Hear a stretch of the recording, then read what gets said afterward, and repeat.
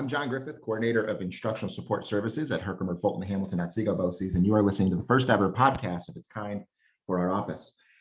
We are the small group that resides in the deep parts of the BOCES organization. We are known as the Instructional Support Services, but you know us better as Sarah, Sherry, Jennifer, and John. Although many of you are listening, may have attended one of our workshops from time to time, we're here today to present a new outreach for our instructional leaders in our area. And in our mind, all educators are instructional leaders. So perhaps your commute is just long enough to listen to us and you want to gain some instructional knowledge along the way. We are certainly not going to profess that we are the end all be all of pedagogical knowledge here in our region, but we can impart some of our knowledge on the subject of pedagogy, most of which comes from our own experiences as teachers, researchers, and our current positions. In an effort to increase access to professional development opportunities for educators that may be struggling to get out of the classroom to attend training, we have decided that our team will provide podcasts as another avenue to get some of the latest and greatest information in the field of education to keep you abreast of the best practices of information that can inform your teaching. As of today, our show is sponsored by Herkimer-Fulton-Hamilton-Otsego BOCES and its component districts, creating opportunities for growth. Without further ado, here's the first ever Herkimer BOCES ISS Podcast.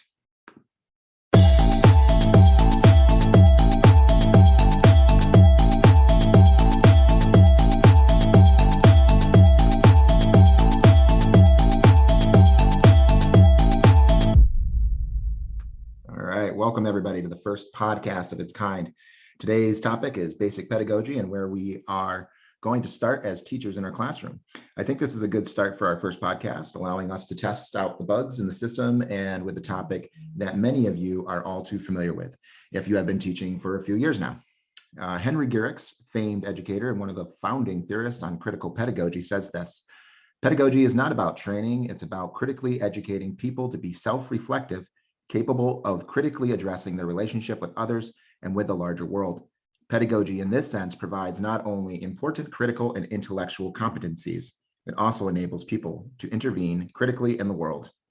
Our voice as educators to provide safe learning environments for our students and ask them to think critically is the heart of pedagogical theory. We want to build on those relationships with our students to foster self-efficacy, self-resilience, and self-advocacy.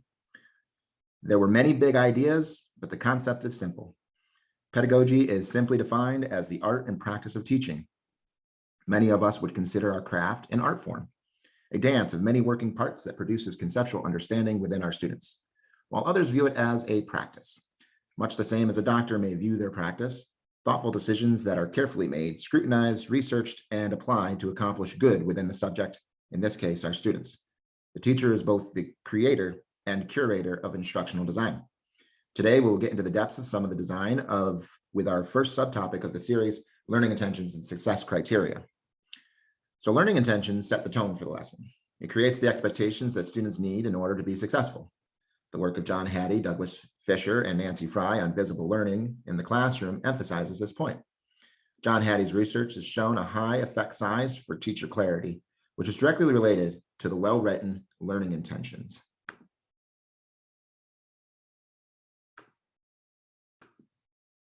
John Hattie is a professor of education from New Zealand and a key proponent of evidence-based teaching. John is particularly notable for his work on what he terms visible learning, which is the world's largest ever collection of evidence-based research into what actually works in education. John Hattie headed a team of researchers for about 20 years who put together this research that provides teachers with enhancements within their own instruction. What's great about this research is that the majority of what teachers are already doing in the classroom has an impact on student learning. What John Hattie and his research team has done is discovered and used data to determine which instructional practices have the greatest impact on student learning. One of those key impacts John Hattie describes as teacher clarity has a very large effect size. John Hattie says, good learning intentions are those that make clear to the students the type of level of performance that they need to attain so that they understand where they are, where they were, and when they are positioned along the trajectory towards successful learning. In this way, they know when they have achieved the intended learning. Learning intentions describe what is what it is that we want students to learn, and their clarity is at the heart of formative assessment. Unless teachers are clear about what they want students to learn and what the outcome of this learning looks like, they are hardly likely to develop good assessment of that learning. So if you ever get a chance, check out John Hattie and his depth of knowledge around visible learning and good instruction. Take a peek or a listen. This man presents all over the world, and he is genuinely a wonderful researcher and person to gain some knowledge from. So reflecting on what John Hattie said, picture a lesson beginning and the students are waiting for the teacher to begin that instruction. So the teacher says, today we're going to learn about Pearl Harbor.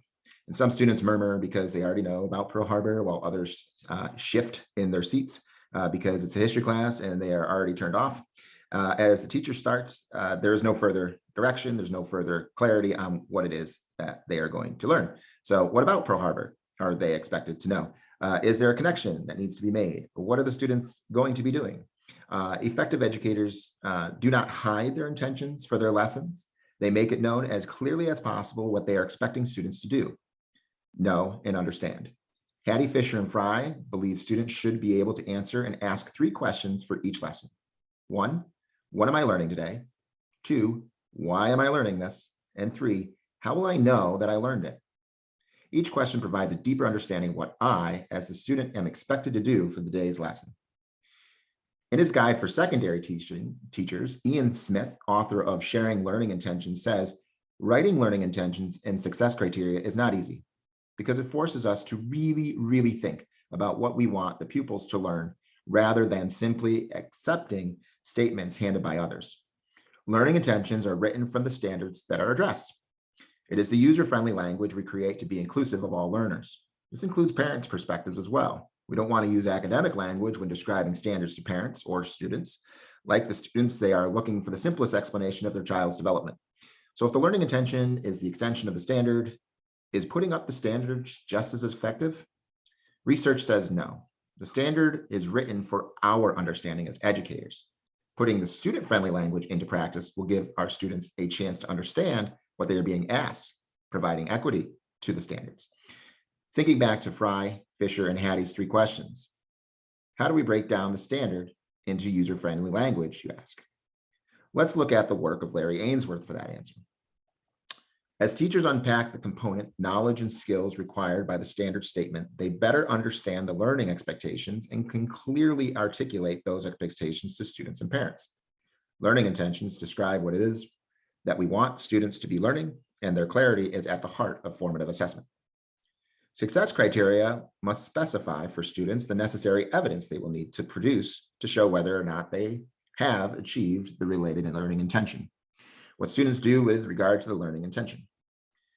So are we setting up the task and the learning intention? No, we're not setting up the task. The learning intention is for the conceptual knowledge and deep understanding that the standard sets up for the students and what we want them to know. It is the concept or skill we want students to learn or understand. What it is not is an activity students will carry out in order to learn it. So there is a set of skill we want students to use. It's not the worksheet or the essay assignment that usually follows up with that product we want students to produce. So here are some poor examples and improved versions of those examples of learning intentions. Take the first one, for example. Poor example. Today we are learning about Pearl Harbor. Improved example. Today we'll be comparing 2 texts from the attack on Pearl Harbor to figure out each author's point of view and how those views either align or oppose each other. Students know what they need to be doing, attending to 2 texts, comparing and contrasting points of view on Pearl Harbor. Another poor example, determine the central idea of a text. Improved version. Each group has a different article, and our learning today is going to focus on locating the central or controlling idea, the idea that the author uses to hold the entire text together. So learning intentions should be longer than the given standard, unless the standard is packing 2 or 3 major concepts in one. So then in that case, you might have to break down the standard, unpack it, and provide micro versions of that standard through your learning intentions.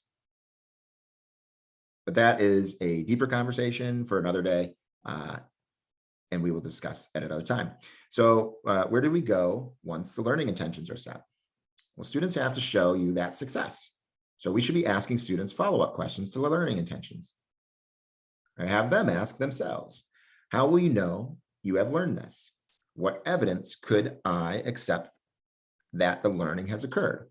By allowing the students to set success criteria, you give them autonomy of their learning. So let them set the success criteria, which builds their self-efficacy and resilience to challenging situations. You will find that allowing students to set up their success criteria tends to be harder on them. They tend to be harder on themselves for evaluation than what we would place on them. What works out for us as the designer of their learning is that the students will also create success criteria that we may have already thought of. If there is a specific success criteria that we're looking for and they haven't specified it as students, then we can implement that success criteria directly to the students. So this leads us into our next portion of today's podcast, which is success criteria. Success criteria is defined in many ways, and one way to define it is that it is the explicit and necessary evidence produced or demonstrated to show achievement or attainment of the learning intention. That is through the work of Larry Ainsworth.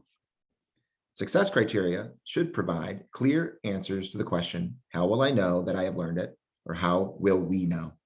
These questions are for the students to determine, and success criteria are written with the success of the students in mind. But the simple success criteria, almost like a checklist, is not what students need to be successful with the complexity of the learning intentions.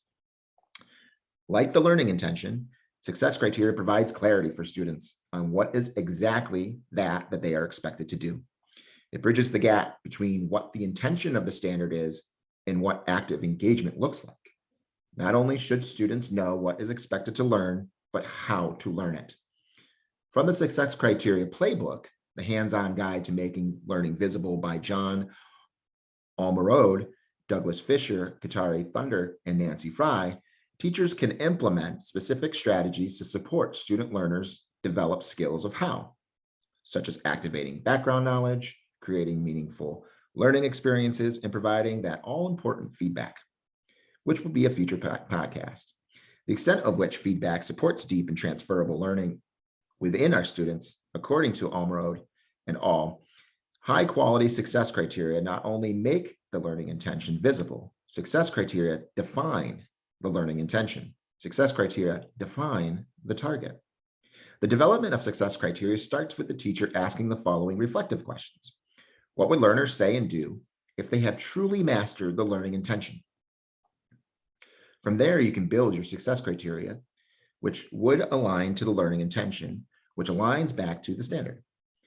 When we do this, we ensure that we are designing for our students will provide direct access to the standard they are to be proficient at, or at minimal, approaching. Empirical research indicates teacher planning historically addresses what students are doing and not what they are learning. Again, empirical research shows teachers planning historically address only what the students are supposed to do and not what it is they're supposed to learn. So this is why we need to improve our clarity around student learning. Over 17,000 classrooms visited can't be wrong. 17,000 rooms visited in collection of the following data. That in all those rooms, 93% of the students in those rooms could articulate what they were doing, but only 33% could articulate what they were learning. Only 9% could tell you why, and only 4% could tell you what success looked like. Low achievement in schools is exacerbated by students not understanding what it is they are meant to be doing and how to achieve it. So effective ways for implementing success criteria includes the following. So I'll read a few things. Success criteria are linked to the learning intention. Success criteria are discussed and agreed with pupils prior to undertaking the activity. Success criteria are specific to an activity, task, or model. Success criteria are used as the basis for teacher feedback, peer feedback, and self-assessment. Success criteria provide a scaffold and focus for learners while engaged within the task. And success criteria are concrete, measurable, observable, and may start with I can. It's those famous I can statements. Implementation of success criteria may carry a few roadblocks, however. which the success criteria playbook labels in 4 specific categories. 1, circular learning intentions and success criteria. 2, procedural. 3, product focused, and 4, not measurable enough. We will go into each of these briefly to outline some of the work around these roadblocks for implementation. So the first one, circular learning intentions and success criteria, occurs when the phrasing of the learning intention and the success criteria are the same or mixed together. This creates less clarity and adds no value to the success criteria for the students to follow. This happens because the lesson designer is trying to answer the 3 questions for the students. What am I learning? Why am I learning this? And how do I know I've learned this? For example, answering why am I learning this? The teacher displays the statement so that I can tell how rivers supported early civilizations. Both the intention of the standard, how rivers supported civilizations, and the skill set I can tell are circular. There's no exact, clear, measurable criteria for success. The statement becomes very subjective. Instead, the teacher could have written a learning intention that states, students will identify characteristics of the effect rivers had on early civilizations. And the success criteria would be, I can identify 3 characteristics of rivers' impact on groups of people. I can explain the relationship between early civilizations and their development near rivers. The next roadblock is that procedural outcomes are overemphasized. What do we mean by that? Well, focusing on procedures is too limited and can turn into getting the right answer very quickly. For example, in math, the success criteria is written as I can solve for the missing variable. It becomes less about the conceptual understanding. Students are just solving equations rather than looking deeper into the conceptual knowledge of solving the equation. The third roadblock to successful success criteria is being fixated on the product. If the focus is on the end product, it takes away from the process of learning because students are just trying to get to the end. Similar to the procedural outcome roadblock, examples in content areas like math, jumping to correctly solving multi-step problems. In history and ELA, maybe jumping to the essay, tests, or projects. And same with science, going straight to the research. Next, when the success criteria is too broad or vague, it becomes unmeasurable. By adding these broad strokes to the learning process, it becomes confusing for both the teacher and the student, creating an indifference in the success of those students on that particular topic.